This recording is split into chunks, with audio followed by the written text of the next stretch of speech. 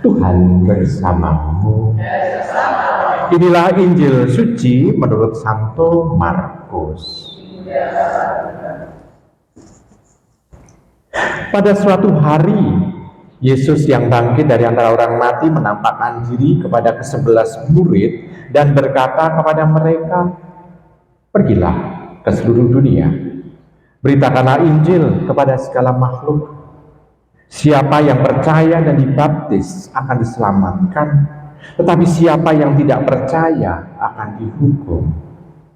Tanda-tanda ini akan menyertai orang-orang yang percaya. Mereka akan mengusir setan-setan demi namaku, dan mereka akan berbicara dalam bahasa-bahasa yang baru bagi mereka. Mereka akan memegang ular dan sekalipun minum racun maut, mereka tidak akan mendapat celaka.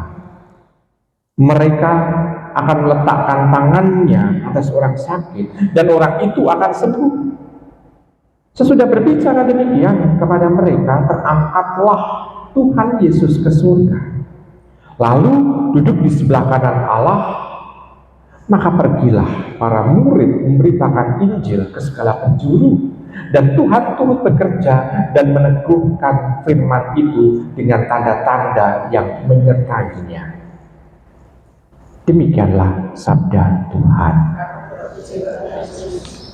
Ibu, Bapak, saudari-saudara yang terkasih dalam Tuhan, pada pesta Santo Markus pada hari ini memang kita sudah lama semenjak Rabu Abu tidak ada pesta, tidak ada peringatan orang suci, karena selama masa Prapaskah yang diperingati pada untuk peringatan itu hanya 2 hari raya, yakni Bunda Maria, kabar sukacita, dan Santo Yusuf, hari rayanya.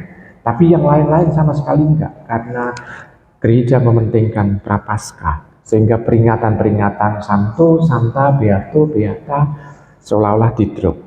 Nah, Paskah baru ini ada peringatan pesta. Maka seringkali persiapan-persiapan mengenai pestanya itu terlupakan. Tadi juga disiapkan warna putih kasulane.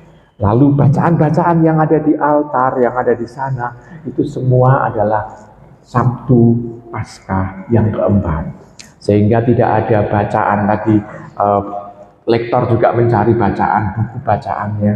Juga disiapkan misa harian Minggu Paskah yang keempat, Sabtu yang keempat.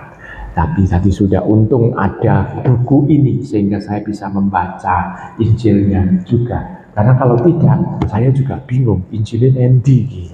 Maka tadi saya bolak-balik ke sana itu mulai ikral bacaan. Ya. Baik, Ibu Bapak, sekarang Markusnya. Sekarang kita bisa melihat Markusnya. Markus di sana, saya mau tanya, kenapa kok bacaan atau Injilnya itu paling pendek dibanding dengan Matius, Lukas, Yohanes? Karena tujuan Markus menuliskan Injilnya, ini tujuannya adalah untuk orang-orang Kristiani yang mempunyai dasar bahasa Latin, atau orang-orang Romawi. Karena orang-orang Romawi kalau membuat kalimat itu pendek-pendek, memang pendek-pendek. Dan di sana dalam pendek-pendek itulah yang memperlihatkan bahwa tulisan Markus ini cekaos dalam bahasa Jawa nih. Cekak itu tulisan pendek, tetapi aos itu karena isinya sungguh-sungguh banyak begitu ya, sungguh banyak. Jadi kalau durian itu duriannya lalu ponggene cilik banget tapi gede, durian apa itu sak pongge itu gede banget gitu ya. Nah, di situ kita bisa melihat ada sesuatu pesan dari Markus, dan Markus memang menuliskan pendek dan tidak detail banyak. Tetapi kita bisa melihat ini adalah luapan dari tulisan Markus yang sungguh-sungguh mau supaya orang dengan bahasa yang sederhana mampu menangkap isinya. Berbeda dengan tujuan Matius, Lukas, Yohanes, itu berbeda-beda. Kalau Matius misalnya, ini tujuannya adalah untuk orang-orang Kristiani yang mempunyai dasar budaya orang-orang Yahudi. Jadi ada macam-macam gitu ya. Tetapi kita bisa melihat, oh kalau demikian, karena tujuannya seperti itu, maka kita yang dituju oleh Markus itu lebih simple. Markus itu lebih mudah kita tangkap juga.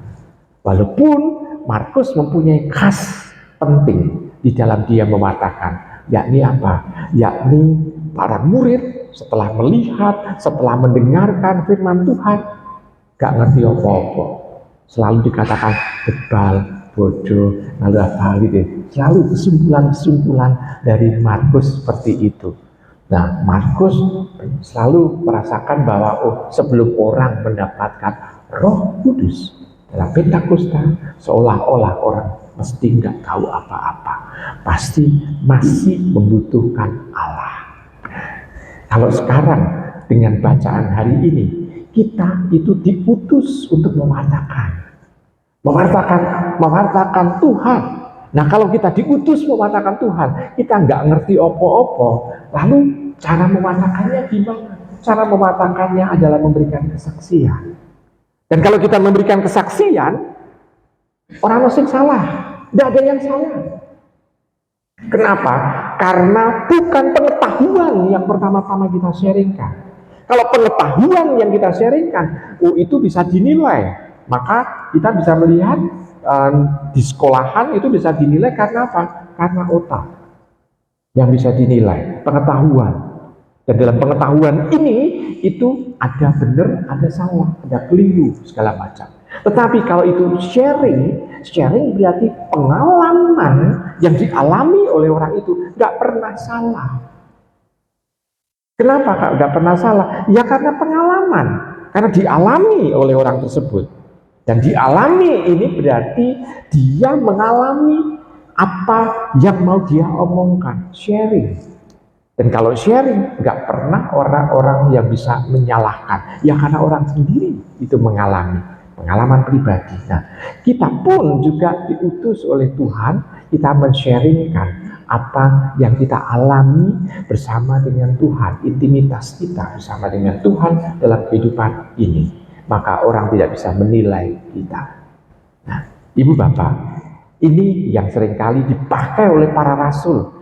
Para rasul, orang yang sederhana, para nelayan, orang-orang yang sungguh-sungguh tidak banyak makan kitab suci, tapi dia mampu untuk mewartakan Tuhan karena berdasarkan pengalamannya intim bersama dengan Tuhan Yesus. Nah, kita diutus dengan cara yang sama pula.